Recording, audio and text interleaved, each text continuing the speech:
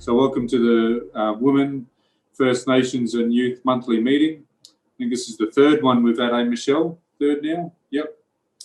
So first one for 2021. Hopefully we have a better year, comrades, than you did last year. So I just want to acknowledge country first. I'm coming to you from Larrakia country, Darwin here. And I'll pay my respects to the traditional owners of this place and their elders past and present. I also want to pay my respects to the traditional owners, First Nations of wherever you're coming from. The chat function is there. If you haven't used it yet, you can pay your respects in the chat function there. Let us know where you're coming from and acknowledge country. I see some of you have done that already. Thanks. Okay, so this monthly meeting, we're going to have a couple of things on the agenda. We've got a special guest with us, Victor Steffensen. Victor, put up your hand there, brother. So Victor is an author. He has written a book called Firesticks. You let us know about the book, brother. Fire Country, it's called, published by Hardie Grant. And Victor practices traditional burning on the New South Wales coast there and around the joint. He'll let us know about his work and his passion in his speech. It's an honour to have you join us, Victor. We think it's important work. The MUA, for your information, brother, and for everyone's information, if you weren't aware, our National Quadrennial Conference early last year, this time last year actually, we had one of our resolutions that was passed by around 600 members at that conference was that we support the Firesticks Alliance work. We support the work to bring back traditional burning on country and looking after country in that way. And so one of the ways that we've done that is recently through the bushfire fundraising, we've made a donation to Firesticks Alliance of $10,000. So we're serious about what we commit to doing. I'm talking to Victor about perhaps taking some members onto country there and learning about what you do. Some of the members from the East Coast there. Be a great opportunity if we can make that happen, and I look forward to it. So I'll hand over to Victor now. And Vic, mate, you got plenty of time to talk, mate. Take it away. Thank you, Thomas, for that. And I'd like to acknowledge country as well. And I'm Victor Steffensen. I'm Takalak from North Queensland. My mother's people, and I originally North Queensland as home, and here I am sitting on Jabbergai country at the moment, up in North Queensland. And so it's really an honour to be here, and I'd really like to express my thanks to the MUA as well for their support with Firesticks and allowing me to speak today, and also for that really generous donation that will no doubt go to the ground and support all the work that's happening this year with many communities across in many places. So thank you very much for that. I can't express the thanks in that. So it's been like, with all the successes around Firestick, we're still waiting for some solid government investment and government to sort of wake up to the concepts of looking after the land better and doing it in a way that's respectful, and also in a way that acknowledges the First Peoples of this nation as knowledge holders for solutions into the future. And the work that we do is, for Aboriginal people, for country, and for all people, white and black. And this is what it's about. It's about what should have been done in the past when the settlers first came to Australia. It should have been listening to the people and going by the house rules of this nation and this country, and just think of where we would be now if, in terms of understanding our environment where would we be in terms of a lot of things that are happening now that are big problems within and challenges of the future.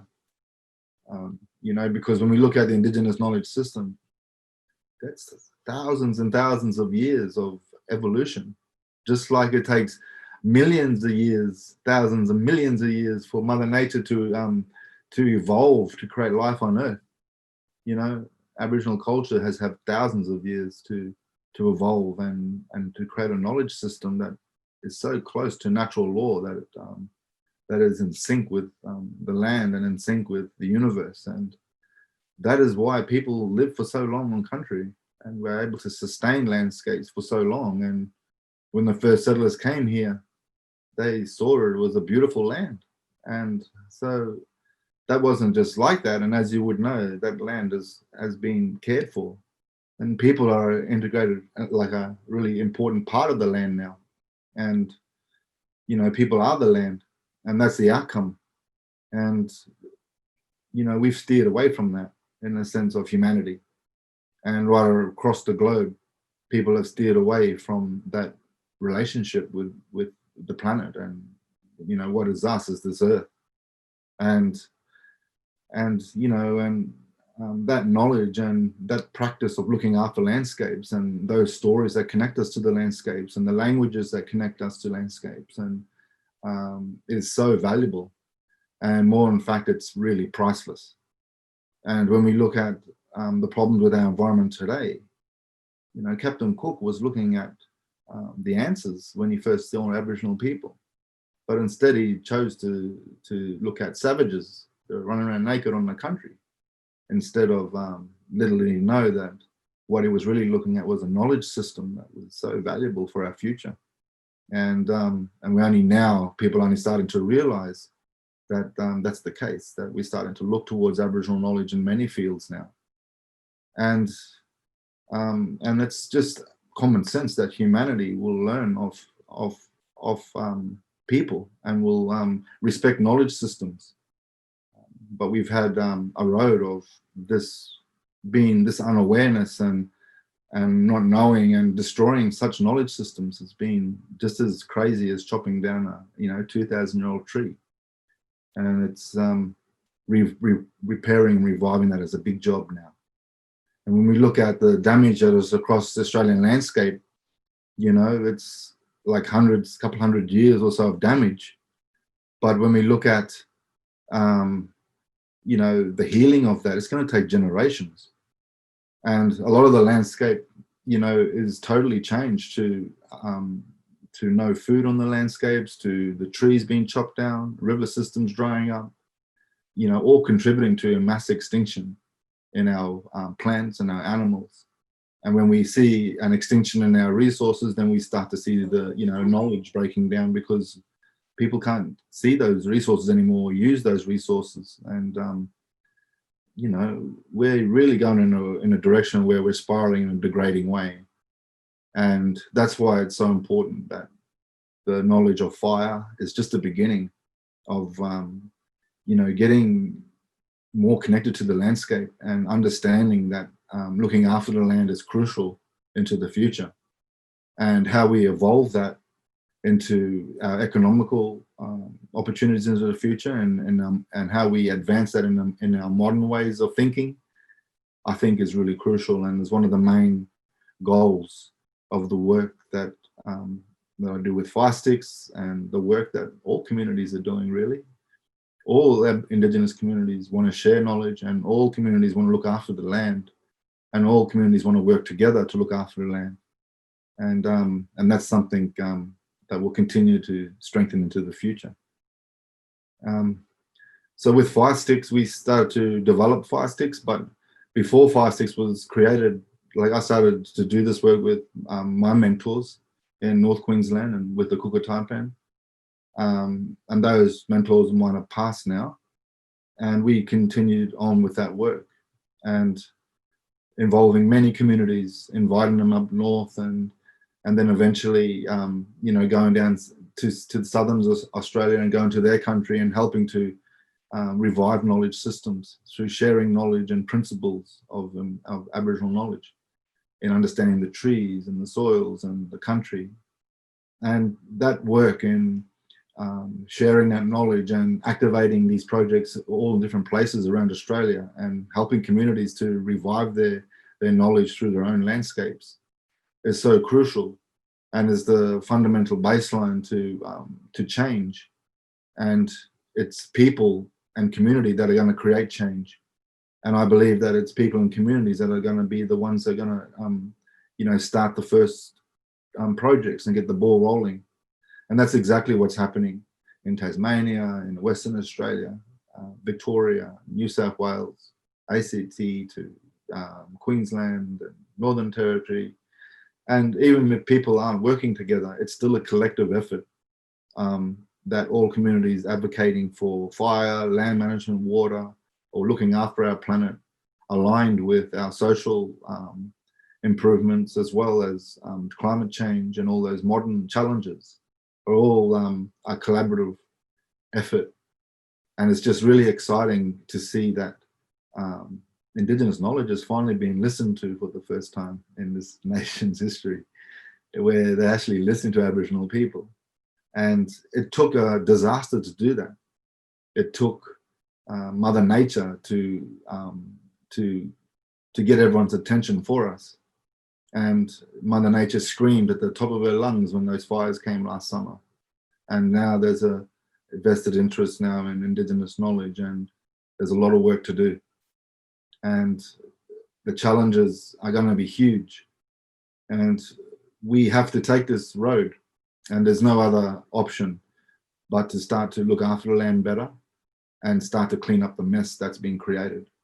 And that is by putting back the trees and getting the food back on the landscapes, and to bring back the animals and to bring back the knowledge for the next generations, and to just bring the whole process of the practical process of good work back onto land and community. And that's one of the main aims for Firesticks. It's community based, and to create jobs for communities is high on the agenda, to look after land. And that's what we've started. And since the fires, we've been able to get a little bit of support, from some philanthropy groups, and we were able to get some investment. And now Firesticks has 8 employees now, and we have just put on a coordinator in southern New South Wales. We also put in a coordinator in northern New South Wales. We're looking at one for Queensland, southern Queensland, and northern Queensland. And we also have a position starting soon in Victoria as well. All coordinators to help the communities to kick off workshops and to help with partnerships and building the programs that support the ranger programs, Indigenous ranger programs in those communities, and eventually, really build the fire knowledge in this nation in a positive way, and start to put teams out there looking after the land full time. And that just doesn't relate to lighting fires. It also relates to the science. So we're also looking at working with universities to try and get, students doing their thesis on research around the fires, and to become employed as monitorers and to monitor the data and to help with all that side of things. We're also looking at education and how that helps, teachers and teaching this knowledge in schools, and then how that influences the community is huge.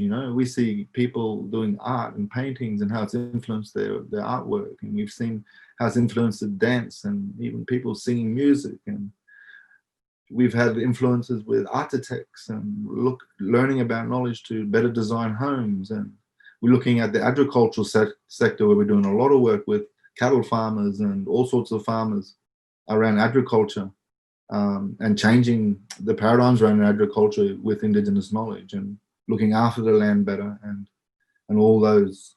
It just stretches through everything that is a part of our society, links to looking after the land in some way or shape or form. And even lawyers that are becoming lawyers, I've spoken to law students in universities, and they're totally interested in this subject because they want to fight for the environment. And in each and every way, there's a way for everyone to contribute. And it doesn't have to be the person out there lighting the match. It's the holisticness, the big picture, and how it's just, this knowledge is just as important for kids in the city as well as for the kids that live in the country. And there's a huge invested interest in city students and children and people wanting to learn and how they contribute from where they are in supporting the better management of landscapes from across and abroad. So it's about that education, and it's about understanding that although there are a lot of problems that we're facing and a lot of challenges ahead of us, but most of all of that is based on simply because people just don't know. And it's not about blaming people, and it's not about pointing the fingers, and it's not about dividing the nation or creating a left or a right or any of that. It's about working together, and it's about demonstrating the opportunities and demonstrating them in every single land tenure to every single place that involves every walk of life on this country, to understand how they all contribute and fit in to looking after our environment into the future. And that's how Indigenous governance worked. Everything was based on the land, and people were to respect that. And and the work is just simply based on positive demonstration and being practical. And so that's what we do. And I envision Firesticks to be something that I can walk away from in the next couple of years. I'm hoping, but always, you never walk away, but just hoping that it can run itself and that it will continue to support communities into the future. And because what we really need is thousands of practitioners on country. And that's something that I hope to see before my time. So, this has been the first podcast of the year for me. Or what do you mean, Zoom meeting or whatever of the year. And I've just got off 3 weeks of having a really long break and turned all the phones off and everything. And I just come back to work this week. And so it's been a real honor to speak with you all. But having to finish up now, there are so many people involved. There's so many projects that are on the board. We have a full year this year. It's already booked fully, and we're hoping that we're going to continue to get more support, and we're going to continue to put on more employment. We're going to continue to grow in supporting the communities to build their own aspirations, and the role of us is not to do the burns or to advocate this in a way where we're leading it. It's what we're all about is to support the community, to give them the resources and to give them the capacity to manage their own land. And that's why I'm really happy to say that your donations will go directly to community and directly to the ground, with the many that are already involved now. So I'd like to thank you again, and to watch the space, because over time this year, and you'll see a lot of things popping up and a lot of progress that will be made, but we've got a hell of a long way to go.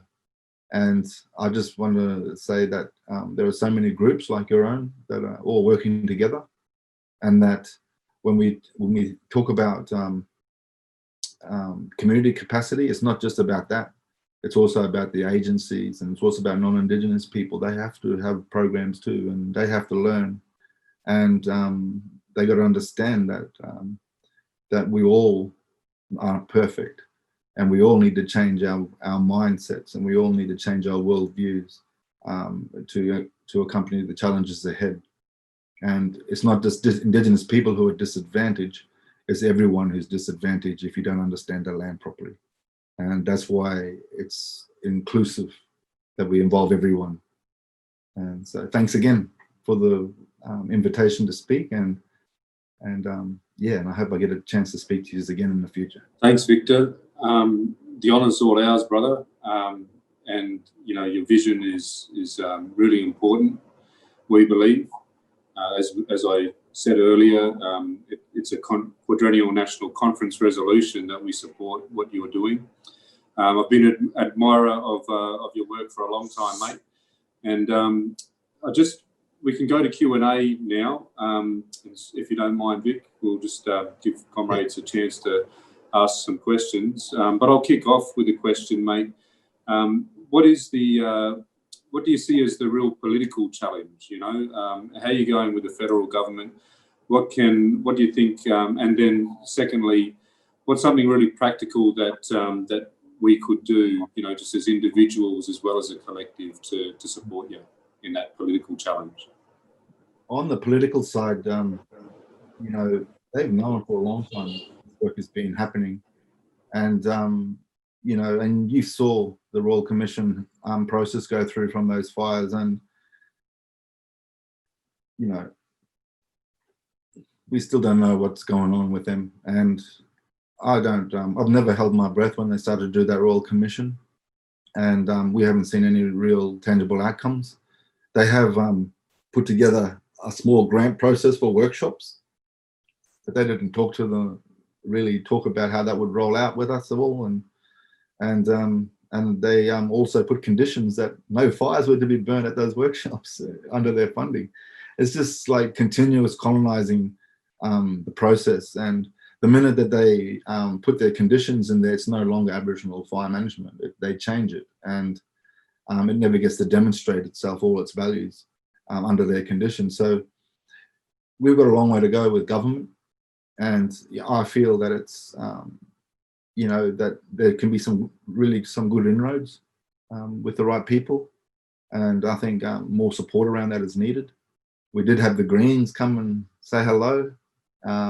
I don't really care who comes and says hello. You know, I'm not biased in the sense of who comes and who's interested in supporting this project and the work. We just want to see support and everyone working together and start to put the shoulder behind what's going on. But the government I've been really disappointed in, and I think that's the hardest part of the job. And you know, and why for me it's been important just to forget about them. One of the my strategies has been for all my life's work has been to ignore, you know, stop banging your head against a brick wall, if you like, and just focus on the people and just focus on the country. And that's what's got us to this point, is continuously demonstrating out on country and building the masses on a community level and inspiring Indigenous and non-Indigenous people. So there's a large voice out there now and a large following around cultural burning, and the government, that has forced the government to do some action. And I think more pushing needs to be done. Yeah, absolutely. So we're happy to help with that. We think certainly this government is a major disappointment in a lot of areas. And so it's no surprise. And one of the great challenges we have as First Nations people is the government continuously changes, chops and changes, and doesn't listen to us as only 3% of the population. So what Victor's talking about there, more of us getting behind this traditional burning, more of us getting behind Firesticks Alliance is really important. And in reality, you know, government should be funding the work that you're doing. You know, it should be seen as something that is a public service to all, to look after country and to care for our environment. And this government's just so far away from that at the moment. The firefighting industry is worth billions and billions. And every time a wildfire happens, billions and billions more go down the drain. And there's no outcome for the environment. There's no outcome for our communities. And if we could only just get a fraction of that to go towards looking after the country and investing it into healthy landscapes and healthy people and getting jobs out on landscapes and building our knowledge and, you know, for the future, it's just all back to front. And just like the language is back to front, you know, like when I talk in Uluru language, when I say no paño, I say water, go get. But in English, they say go get the water. And so even language and the way it's structured is back to front. And the thinking is all back to front. I just don't understand it, how it's okay for billions of dollars to go down the drain, but yet they say it's, oh, we can't look at cultural burning because it's too expensive. It's just ludicrous. Yeah, nobody, I mean, there should be employment. Like, this is caring for country in the Northern Territory here, you know. There's, you know, constantly people are still caring for country as they have for, you know, tens of thousands of years. This is something that should be acknowledged as employment, you know. It's something, it's work, something that benefits the whole community. And so I think, you know, supporting your campaign, your work is really important in that. And it's one of the reasons why the MUA supports the work or the campaign for a constitutionally enshrined voice, the Uluru Statement from the Heart. Mich-Elle's got the shirt on there, as always. Comrades, we'll go to some questions now, and then I'll update everybody on that campaign. We've got a week of action coming up, beginning on the 25th of January around the voice. But is there any other questions for Victor? We've got a question from Fay.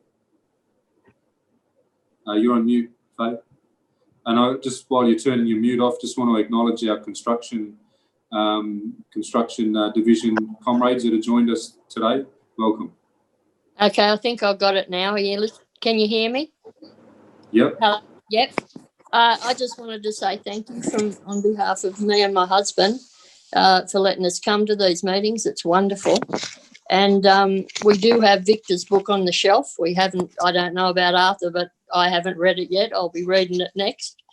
No, I got tangled up in Sand Talk. Oh, he's been reading Sand Talk. So we're in a bit of a, you know, we've got books floating everywhere. And it's just really lovely to hear people being so positive and hearing the speech change, how people talk about things now. It's just changed so much, and people's attitudes are changing. You know, even we've always had this attitude, but, you know, there's not so much negativity around anymore. Forget about the government. You're never going to get anything out of them. They're just a bunch of bastards. Yeah, just keep doing what you're doing the way you're doing it. You're bypassing them, really. So thank you very much, and I'll stop talking now. It's hard to get me to stop talking. Your turn. Oh, shit. Thanks so much. It's so great to hear what you said. And, you know, there's so many great people like yourself all over the nation. And it's, there's, you know, there's so much more good people out there than bad people, believe me. And like traveling around all over the country and meeting all these communities and running workshops, you know, I get to meet thousands of people.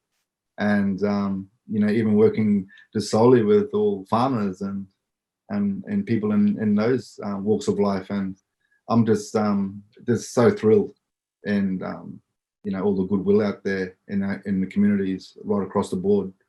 And I think that's what will give everyone hope, you know. And so the more workshops we do to help people to understand the landscape better and to share the joy and all this knowledge and the opportunities around that, is something that we'll continue to do and continue to build that goodwill across right across the community. So thanks so much. Thanks for your time, Victor. We really appreciate you coming on and talking to us. Yeah, you're welcome to hang around while I talk about the Uluru Statement stuff now, if you like. So just to wrap up the meeting, comrades, the Uluru Statement campaign, we've reached a real peak moment in the campaign. We've got the Voice Advisory Group that is designing the Voice or options for the Voice has handed down their final report. It's going to a public consultation process, and so we're having a week of action beginning on the 25th of January that will be all about pushing a hell of a lot of submissions. So it's a launch of our process of getting submissions in from organisations and individuals to demand the importance of constitutional enshrinement of a First Nations representative body. And to relate it to Firesticks and what Victor was talking about caring for country, traditional burning, the federal government has a responsibility to do more about these things. And it shouldn't be able to ignore you know, the recommendations from the Royal Commission that came from those bushfires, among many other Royal Commission recommendations, such as deaths in custody, such as stolen generations and stolen wages, there is a consistent ignorance of the things that government is advised that they need to do. And so establishing this constitutional right to be heard is something that is really vital. If you can imagine, and while I acknowledge that, it's great work that we do in the absence of leadership in government, and just doing it without them, as Fay and Victor have talked about, they ultimately control taxpayers' dollars. They can make things happen in a much better way. And so we always need to be strategizing and building ways to force them to do what is right. It is how we force them to have universal health care in this country, for example, as well as all the things that we take for granted that unions have achieved for workers: annual leave, long service leave, maternity leave, all of those things. So the voice is going to be a really important way to force them to listen to Firesticks, to traditional owners on all these things. If you haven't registered on the From the Heart website, Mich-Elle, do you mind throwing that in the chat? I ask you all to go to www.fromtheheart.com.au, register your support so that we can send out the guidance and all of the materials for the week of action. A lot of it will be on social media, as always. So make sure you're registered on that site. 25th of January. We'll also send stuff out through the MUA email addresses that you've all received this notice for as well. So keep your eye out for that, comrades. A very important 3 months. Is there any questions or discussion, Mich-Elle? Thomas, so you're asking people to do submissions to this this co-design process consultation thing. Does it matter if you've never done a submission before? Or is there going to be like a template, or how can we do that?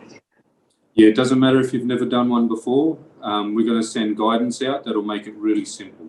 We're not doing sometimes you do these things where it's just, you put in your email address and it's an automatic send, like you do the bulk petition type thing. We're not doing that. We want to try and get, what happens with those sorts of submissions is they get lumped into one pile.